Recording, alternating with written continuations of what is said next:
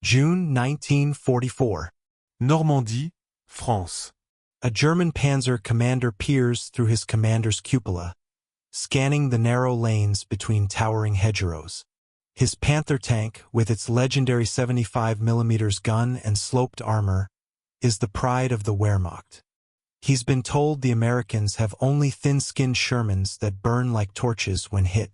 The intelligence reports were clear. American armor is inferior. Their so-called tank destroyers are makeshift vehicles, open-topped, lightly armored, practically mobile coffins. The Panzer commander smirks. This will be target practice. Then, from a concealed position just 400 yards away, hidden in the shadows of a hedgerow thick enough to hide a house, an American M10 tank destroyer takes aim. The crew has been waiting in absolute silence for 15 minutes. The gunner's eye is pressed against his sight. His finger rests on the trigger. The 3-inch armor-piercing round screams across the bocage at 2,600 feet per second. It punches through the Panther's side armor like paper. The German tank erupts in flames before the commander even registers the sound of the shot. By the time German reinforcements arrive, the M10 is gone, already repositioning a mile away, preparing another ambush. This wasn't supposed to happen. The Germans had dismissed the M10 as a desperate American improvisation. What they didn't know was that this improvisation was part of a revolutionary doctrine that would turn German armor superiority into a death trap in the hedgerows of Normandy. This is the story of how American tank destroyers, and the men who crewed them, shattered German confidence and proved that speed, firepower, and tactical brilliance could defeat even the mightiest panzers. To understand why the M10 became so devastating in Normandy, we need to go back to 1942, when American military planners faced a terrifying reality. German tanks were, pound for pound, superior to anything America had in the early war years. The Panther tank featured sloped armor up to 80 millimeters thick on the front, proof against most American guns at combat ranges. Its 75 millimeters KWK-42 gun could penetrate American Sherman armor from over 2,000 yards away. The Tiger tank was even more fearsome. With frontal armor up to 100 millimeters thick and an 88 millimeters gun that could destroy a Sherman from nearly 2 miles away, the Tiger was a mobile fortress. By contrast, the standard American M4 Sherman tank mounted a 75 millimeters gun that struggled to penetrate German heavy armor at typical combat ranges. American tankers faced a grim equation. German tanks could kill them from ranges where they couldn't effectively fight back. American military doctrine took a different approach. Rather than trying to build heavier tanks to match German designs, a process that would take years, they developed a revolutionary concept: the tank destroyer. The theory was elegant. Tanks would fight infantry and support operations. Specialized tank destroyers would hunt enemy armor. Tank destroyers would be fast to rapidly reposition and respond to armor threats. Hard-hitting mounting guns powerful enough to kill any enemy tank. Agile, able to use terrain and concealment rather than heavy armor for protection. The motto of the tank destroyer force said it all: seek, strike, destroy. This wasn't improvisation. This was doctrine. The M10 tank destroyer, nicknamed the Wolverine, embodied this philosophy perfectly. Built on a modified Sherman chassis, the M10 mounted a 3-inch, 76.2 millimeters M7 gun in an open-top turret. This gun could fire armor-piercing rounds capable of penetrating 88 millimeters of armor at 1,000 yards, enough to kill any German tank from the side or rear. Key specifications: weight, 29.6 tons versus 45 tons for a Panther. Top speed, 30 miles per hour on roads. Excellent cross-country mobility. Crew, 5 men: commander, gunner, loader, driver, assistant driver. Armor, only 37 millimeters at its thickest point. Protection against small arms and shell fragments. Nothing more. Gun, 3-inch M7, firing M62 armor-piercing rounds. The M10's open-top turret was deliberate. It saved weight, improved visibility, and allowed the crew to escape quickly if hit. The trade-off? Vulnerability to artillery airbursts, grenades, and small arms fire from above. German intelligence officers looked at the M10 specifications and saw exactly what they expected to see. A lightly armored vehicle that would be easy prey for their superior panzers in direct combat. They were thinking about tank versus tank duels. The Americans were thinking about ambushes. From September 1942 to December 1943, American factories produced 6,406 M10 tank destroyers. This massive production run meant that by D-Day, every American armored division and many infantry divisions had tank destroyer battalions attached. The Germans knew the M10s were coming. Intelligence reports noted their presence in England during the build-up to D-Day. But German commanders remained confident. Their Panthers and Tigers had proven themselves on the Eastern Front. These open-topped American vehicles would be no match. What German intelligence failed to grasp was the terrain where these vehicles would fight, and how that terrain would transform the M10 from a supposed liability into a lethal predator. When American forces stormed the beaches of Normandy on June 6, 1944, they quickly discovered that the coastal areas were just the beginning of their challenges. Beyond the beaches lay a landscape that would redefine modern armored warfare: the bocage.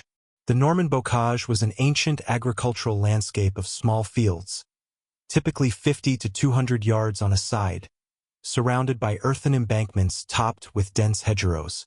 These weren't decorative garden hedges. These were living walls. Each hedgerow consisted of earth embankments 3 to 4 feet high, built up over centuries. Roots so thick and intertwined they formed a nearly solid mass. Dense vegetation, hawthorn, brambles, small trees, growing 6 to 12 feet high on top of the embankments. The result? Barriers 10 to 15 feet tall that tanks couldn't see over, couldn't shoot through, and initially couldn't breach. The bocage created a maze. Narrow sunken lanes, sometimes only wide enough for a single vehicle, connected these small fields. These lanes, worn down by centuries of use, sat 3 to 6 feet below the surrounding fields, with hedgerows rising on both sides. For German forces falling back from the beaches, the bocage was a gift.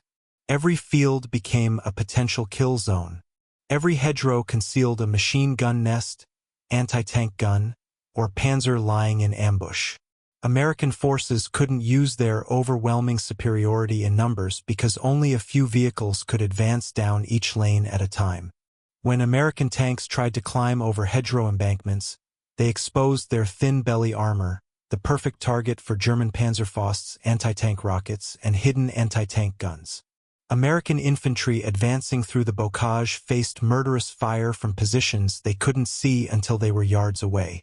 Fields that looked empty erupted with machine gun fire the moment American soldiers crossed into the open. Progress was measured in yards per day, not miles. Casualties were horrific. German commanders initially believed the bocage would favor their armor. Panthers and Tigers could sit in concealed positions, hull down, hidden behind cover with only the turret exposed, and destroy American Shermans as they appeared at the ends of narrow lanes. The thick armor of German heavy tanks meant they could survive hits that would destroy lighter vehicles.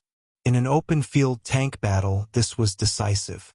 But the bocage wasn't open fields. The same terrain that frustrated American attacks created perfect conditions for the M10's doctrine. Remember, the M10 wasn't designed to fight other tanks in stand-up battles. It was designed to hide, ambush, and relocate before the enemy could respond. The bocage offered concealment, hedgerows thick enough to completely hide a 30-ton vehicle until it fired, covered approach routes, sunken lanes that allowed M10s to move into position undetected, multiple firing positions. Every field offered several potential ambush sites, rapid relocation routes. The network of small fields and lanes meant M10s could shoot and scoot to new positions in minutes. Flank shot opportunities. The maze-like terrain meant German tanks often had to expose their vulnerable sides. What German commanders saw as a defensive advantage, the ability to hide and ambush, the Americans turned into an offensive weapon. The M10's weaknesses suddenly became strengths. Open-top turret, better visibility in dense terrain where threats could appear from any direction. Light armor? Irrelevant when proper tactics meant never being hit. High speed? Perfect for rapid repositioning through the bocage maze. The stage was set.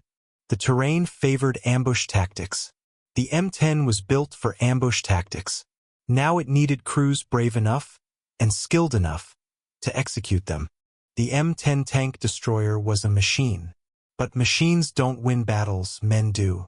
And the men of the American tank destroyer battalions had to learn, often the hard way, how to hunt German armor in the deadly bocage. American tank destroyer crews received intensive training before deployment. They learned gun handling and maintenance, armor identification. Knowing a Tiger from a Panther from a Mark IV at a glance could mean life or death. Radio communication, Camouflage technique. shoot and scoot tactics. But no training could fully prepare them for the reality of the bocage.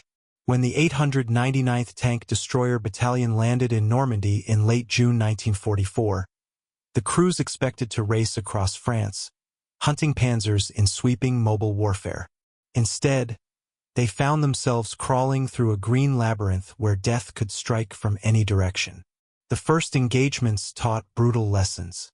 M10 crews that treated their vehicles like tanks, staying in one position and trading shots with German armor, died.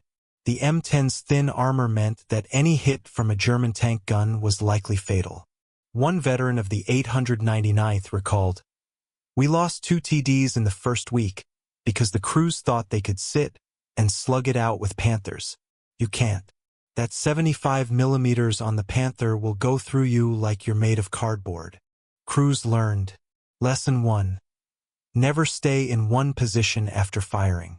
The muzzle flash from the 3-inch gun was visible for hundreds of yards. German gunners were trained to immediately target that flash. Fire, then move within 30 seconds if possible. Lesson 2. Use every inch of terrain. Back the M10 into a hedgerow until only the gun protruded. Fire from behind cover. Let the Germans wonder where the shot came from. Lesson 3. Side and rear shots only. Trying to penetrate a Panther's frontal armor at range was a gamble. Wait for the flank shot, it was always worth the patience. Lesson 4. Coordinate with infantry. Tank destroyers working alone were vulnerable. But M10s supporting infantry, with riflemen protecting them from German tank hunting teams, were deadly. By July 1944, American tank destroyer crews had developed a sophisticated playbook for bocage fighting. The Hedgerow ambush, the classic M10 tactic in Normandy. Position the tank destroyer behind a hedgerow with only the gun barrel and upper turret visible. When German armor appeared in the lane or field beyond, the M10 would fire from concealment. The gun's report would echo off the hedgerows, making it difficult for Germans to pinpoint the shooter's exact location. After firing, the M10 would reverse into cover, reposition to a secondary firing position, and wait. German tankers found this maddeningly effective. They might know an M10 was somewhere in that hedgerow. But which field? Which angle? By the time they maneuvered to engage, the M10 was gone. The traveling overwatch. When American forces advanced, M10s would leapfrog forward in pairs. One would cover from a concealed position while the other moved up. Then they'd switch. This ensured that if German armor appeared, at least one M10 was always in position to engage. The reverse slope defense. M10s would position on the far side of embankments or slight rises, hull down in military parlance. From this position, only the turret was exposed to enemy fire, dramatically reducing the vehicle's profile while still allowing the gun to fire. The quick draw. In meeting engagements where American and German forces stumbled into each other in the maze, speed was everything. M10 crews drilled endlessly on rapid target acquisition and firing.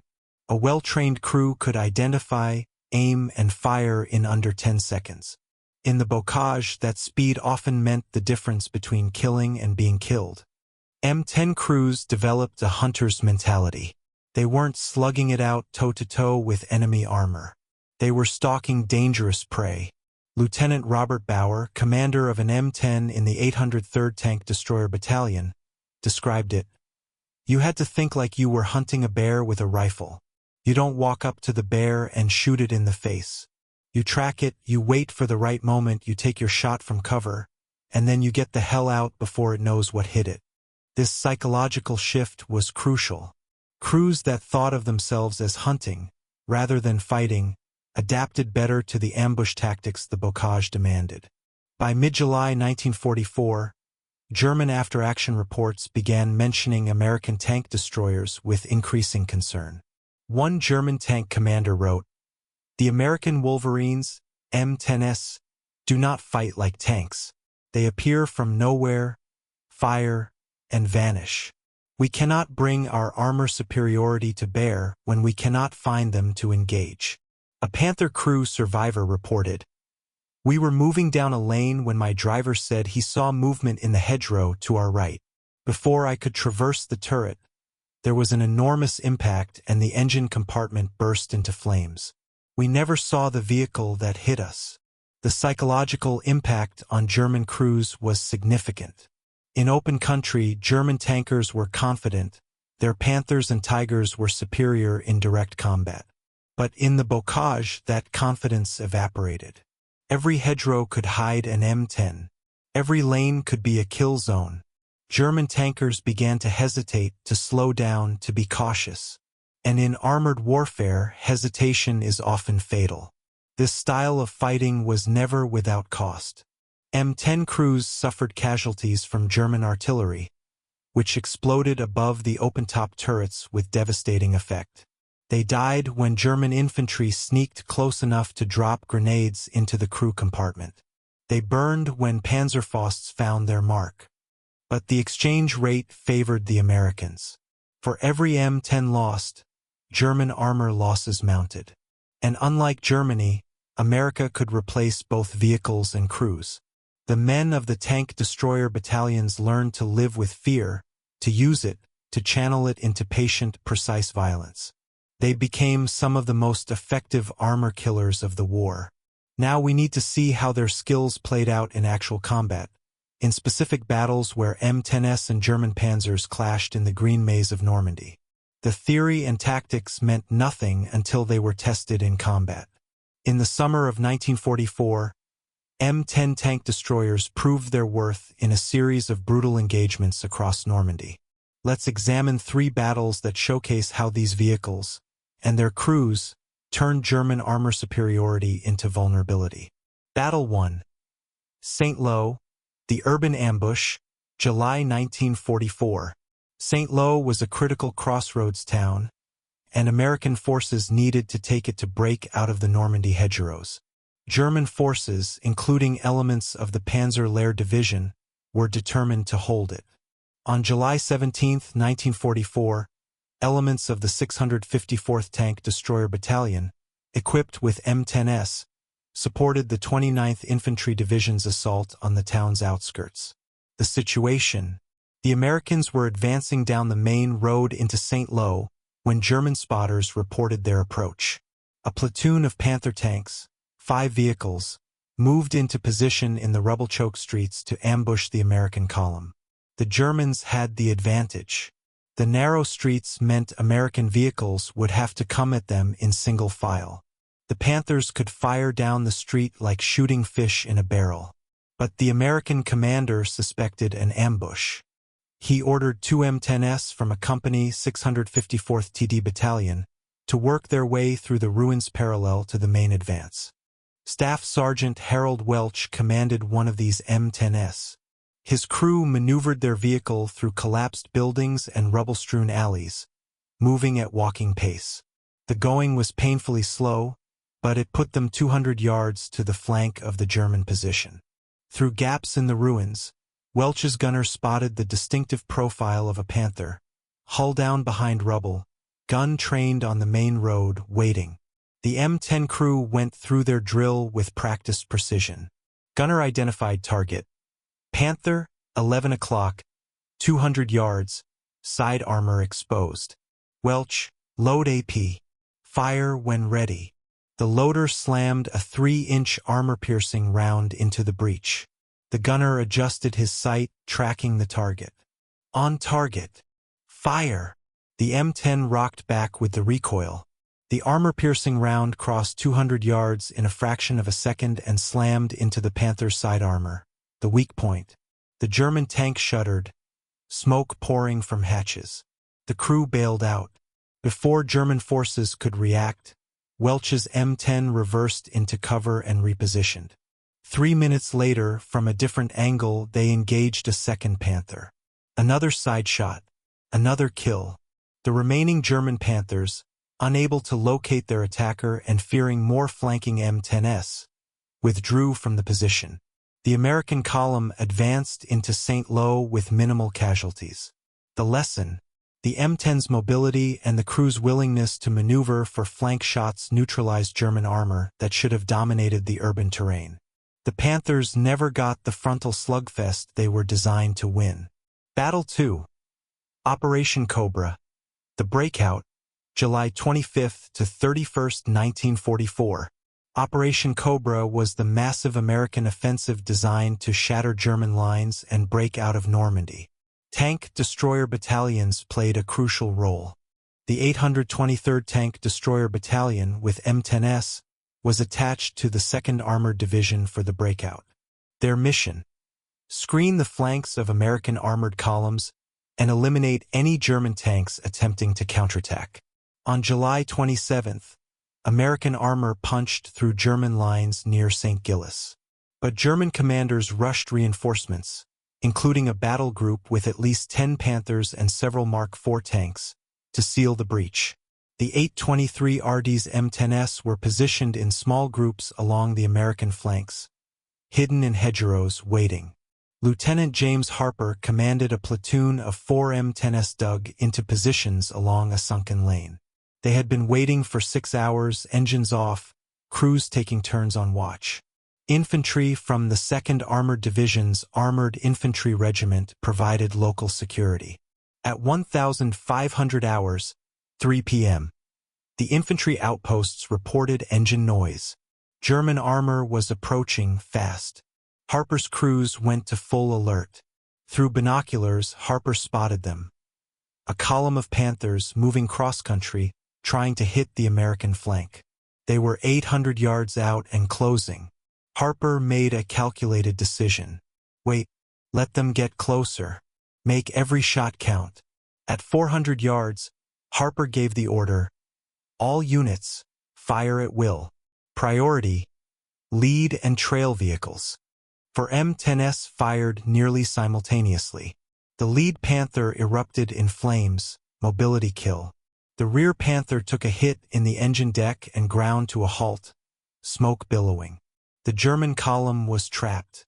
They couldn't go forward, lead tank blocking the way, couldn't go backward, trail tank blocking retreat, and couldn't see where the fire was coming from. M10s were hull down in the hedgerows. For the next 10 minutes, it was a slaughter.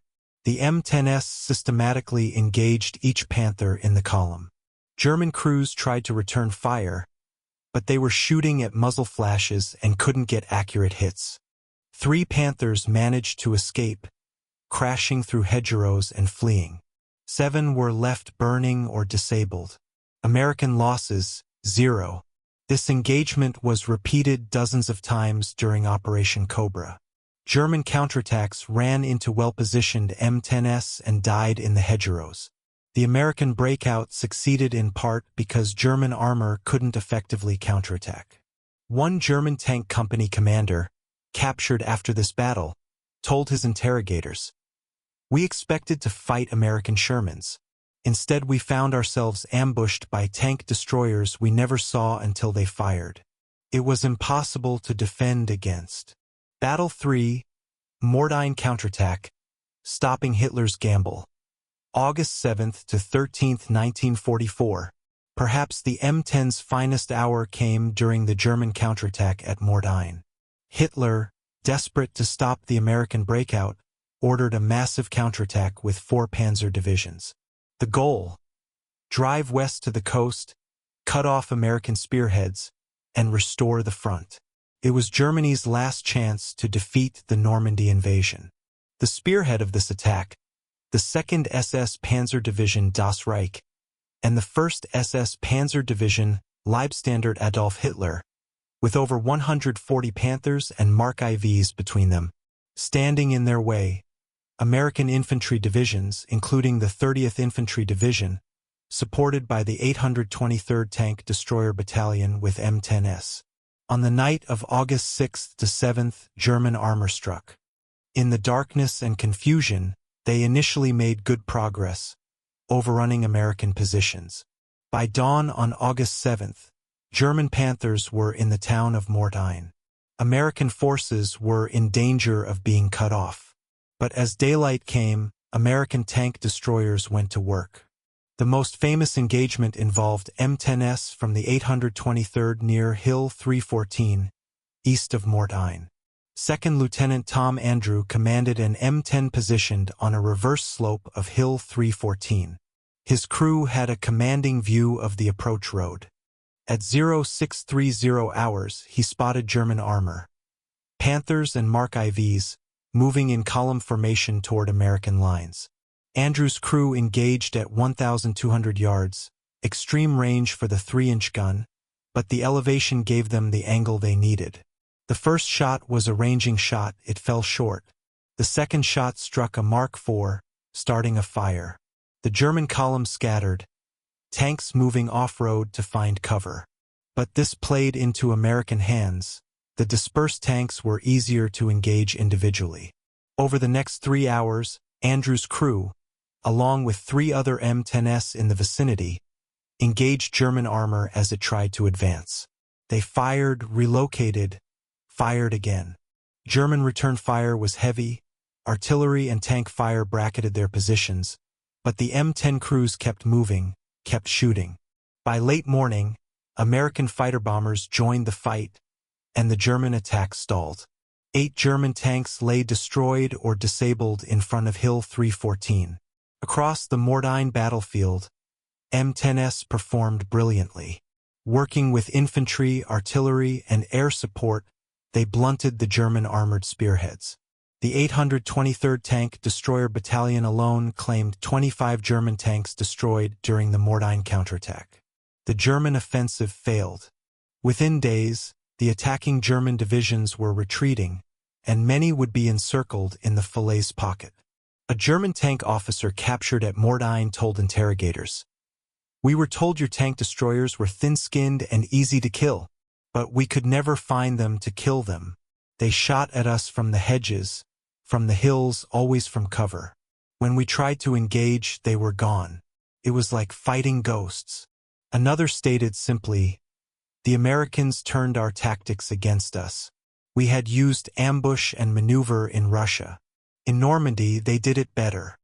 By the end of the Normandy campaign in late August 1944, American M10 battalions had destroyed an estimated 350 to 400 German tanks and assault guns. M10 losses were approximately 100 vehicles, many to artillery and mines, not tank combat. Kill ratios in tank versus tank destroyer engagements favored the M10s approximately 3 to 1. These weren't just numbers. They represented German armor, Panthers, Tigers, and Mark IVs that would never threaten another American advance. They represented German crews who had believed in their tank superiority, who had dismissed the M10 as inferior, and who had paid the price for that dismissal. The success of the M10 in Normandy wasn't an accident. It was the result of doctrine, tactics, terrain, and American advantages that German commanders had underestimated or failed to understand. The tank destroyer force doctrine, seek, strike, destroy, was perfectly suited to the realities of bocage fighting. German doctrine emphasized tank versus tank duels where superior armor and guns would prevail. Panthers and Tigers were built to win these duels, and in open combat they usually did. But American doctrine avoided those duels. M10s weren't supposed to fight fair. They were supposed to ambush, to shoot from cover, to hit German armor where it was weak, and to vanish before retaliation. This doctrinal flexibility, the willingness to fight asymmetrically, gave Americans an edge. They weren't trying to build better Panthers. They were trying to kill Panthers more efficiently, and mobility plus firepower accomplished that better than thicker armor ever could. The Norman bocage magnified the M10's advantages and negated German armor's strengths. For the M10, hedgerows provided infinite ambush positions. Narrow lanes forced German armor into kill zones. Dense vegetation concealed movement. Short engagement ranges meant the 3-inch gun was effective. Against German armor, superior long-range gunnery meant nothing at 200-yard ranges. Heavy armor was less decisive when hit from the side. Size and weight made German tanks less maneuverable in tight terrain. The need to expose flanks when maneuvering in the maze created vulnerability.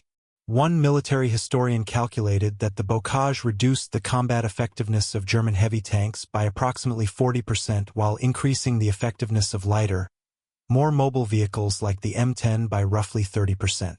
The terrain didn't just level the playing field, it tilted it in favor of American tactics. American advantages in training and communication often get overlooked, but they were decisive. Every American M10 had a radio. Crews could communicate with each other, with supporting infantry, with forward artillery observers, and with headquarters. This meant M10s could coordinate ambushes. They could call in artillery on German armor. They couldn't engage themselves. They could warn other units of German movements.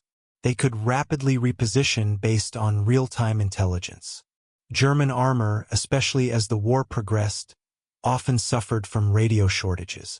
Tank platoons sometimes had only one radio per platoon in the platoon leader's tank. This made coordination difficult and left individual tanks isolated. American tank destroyer crews received specialized training focused on armor identification, gunnery, and ambush tactics. By mid-1944, replacement crews arriving in Normandy had months of intensive training. German tank crews, by contrast, were increasingly rushed through training as losses mounted. A German tanker in 1944 might have half the training time of his 1942 counterpart. This showed in combat: less accurate gunnery, poorer tactical decisions, slower crew coordination. The M10's success was also a product of American industrial might. Between 1942 and 1943, the United States produced 6,406 M10 tank destroyers. This mass production meant replacements were readily available. Battalions that lost M10s in combat received new vehicles within days or weeks. Spare parts were abundant. Maintenance crews could keep M10s operational.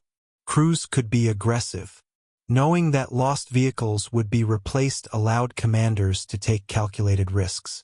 Germany, by contrast, produced only 1,347 Panthers during the entire war. Every Panther lost was a significant blow. German commanders had to husband their armor, making them more cautious and less willing to take risks. This industrial imbalance created a psychological advantage. American crews knew their side was winning the production war. German crews knew they were being slowly ground down by superior numbers. Perhaps the most underappreciated factor: American tank destroyer crews were volunteers who wanted to be there. The tank destroyer force actively recruited men who wanted to fight in an aggressive, mobile role. These weren't conscripts grudgingly assigned to vehicles. These were soldiers who chose the tank destroyer service specifically because of its combat mission. This created units with high morale, strong unit cohesion, and aggressive fighting spirit. M10 crews took pride in their role as armor hunters. They developed innovative tactics, looked out for each other, and pushed themselves to become better at their deadly trade. One veteran of the 899th Tank Destroyer Battalion said, We knew our vehicles weren't as tough as German tanks, but we also knew we were better trained, better coordinated, and better at the kind of fighting the bocage demanded. That confidence made all the difference. German commanders made critical errors in their assessment of American tank destroyers. Error 1. Focusing on specifications rather than employment. German intelligence correctly identified the M10's thin armor and open top, but they incorrectly concluded this made it ineffective. They failed to understand that American doctrine compensated for these weaknesses through tactics. Error 2. Underestimating American tactical flexibility. German commanders expected Americans to fight the way Germans would fight, seeking decisive tank battles. When Americans instead fought as ambush predators, German tactical responses were slow and ineffective. Error 3. Failing to adapt to the terrain. German doctrine, perfected on the Eastern Front's open steppes, didn't translate well to the bocage. Rather than developing new tactics for the new terrain, many German commanders tried to force their preferred style of warfare onto an environment that punished it. Error 4. Dismissing American competence. There was a persistent strain of contempt in German military culture toward American soldiers, particularly early in the war. German commanders expected American forces to be poorly trained and poorly led. When American tank destroyer crews proved to be neither, German forces paid the price for this miscalculation. The M10's success in Normandy teaches a broader lesson about modern warfare. Superior technology doesn't guarantee victory. Employment, doctrine, training, and adaptability matter as much or more than raw specifications. The Panther was, on paper, a superior tank to the M10 in almost every measurable way. But on paper doesn't account for terrain, tactics, crew quality, logistics, or doctrine. American forces in Normandy didn't try to out-German the Germans. They played to their own strengths: mobility, firepower, coordination, numerical superiority, and tactical flexibility. The M10 was the perfect vehicle for this approach. Not because it was the best tank destroyer ever built, but because it fit the mission, the terrain, and the tactical situation. The M10's success in Normandy reverberated far beyond the hedgerows. It influenced American armor doctrine, vindicated the tank destroyer concept, and left a lasting mark on how modern militaries think about anti-armor warfare. After the breakout from Normandy, American forces raced across France. The terrain changed, less bocage, more open country, and this affected how M10s were employed. In the dash across France in August-September 1944, M10s adapted to new roles. Tank destroyer battalions moved with armored spearheads, screening flanks and protecting supply lines. The M10's speed, 30 miles per hour on roads, allowed it to keep pace with advancing Sherman tanks and mechanized infantry. When German forces attempted counterattacks against the lengthening American supply lines, M10s were there to intercept them. The same ambush tactics that worked in the bocage worked along French roads and in small villages. As American forces reached German cities in late 1944 and early 1945, M10s proved effective in urban warfare. Their high-velocity gun could engage German armor at the long sight lines of city streets, and their open-top turrets gave crews excellent visibility in the three-dimensional environment of urban combat. The 823rd Tank Destroyer Battalion fought through Aachen, Germany's first major city to fall to American forces. Their M10s engaged German tanks, destroyed fortified positions, and supported infantry in brutal house-to-house fighting. In December 1944, Germany launched its desperate Ardennes offensive, the Battle of the Bulge. Once again, M10s proved their worth. At Bastogne, M10s from the 705th Tank Destroyer Battalion helped defend the encircled town. Working with the 101st Airborne Division, they repulsed repeated German armor attacks. One M10 crew, commanded by Sergeant Vito Bertoldo, held a critical road junction for 3 days against repeated German attacks. They destroyed 2 German tanks, several vehicles, and countless infantry.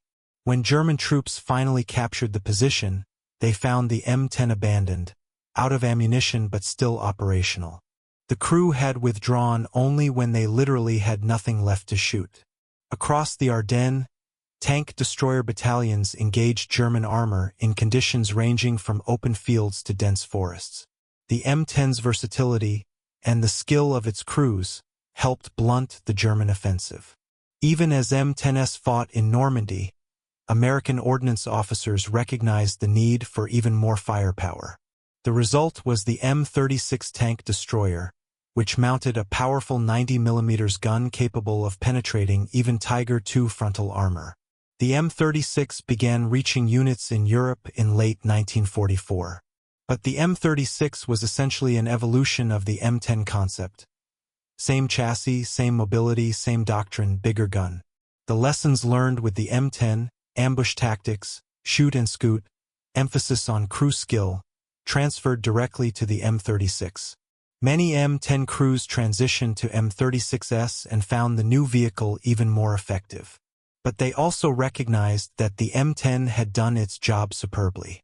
It had the gun necessary to kill German armor in 1944, and that was enough. The final accounting of the M10 service is impressive. Production: 6,406 minutes and 10 seconds built.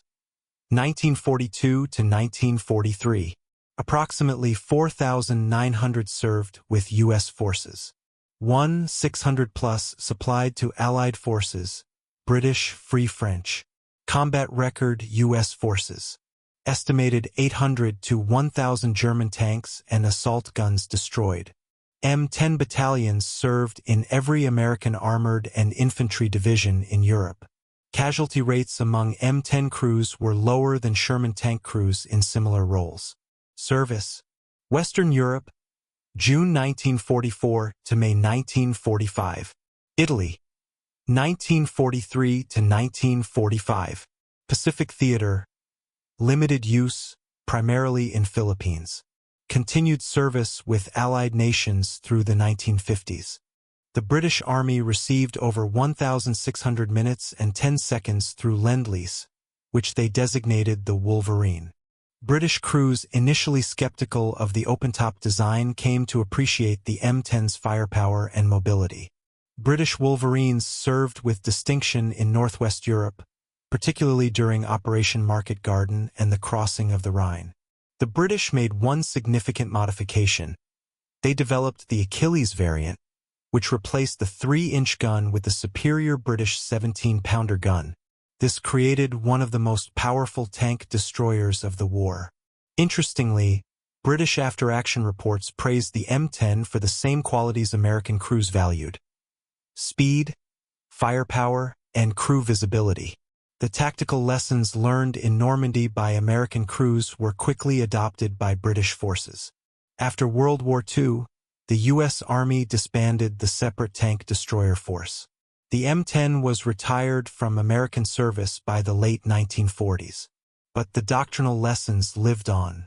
Modern anti-tank warfare still emphasizes mobility over armor protection, ambush tactics and concealment, high-velocity guns for long-range engagement, shoot-and-scoot tactics.